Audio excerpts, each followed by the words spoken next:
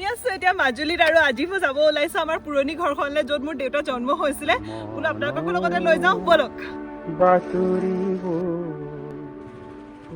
এখানে চাব লাগে বহুত দিনৰ মূৰত গৈছো বোলো কিবা এটা লৈ যাওঁ লগতে পাৰিছেনে কবিতা মোৰ নতুন নতুন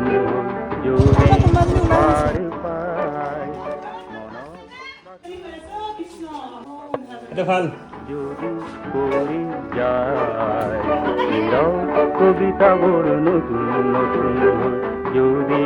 পাৰ পায় ফাগুনৰ ৰং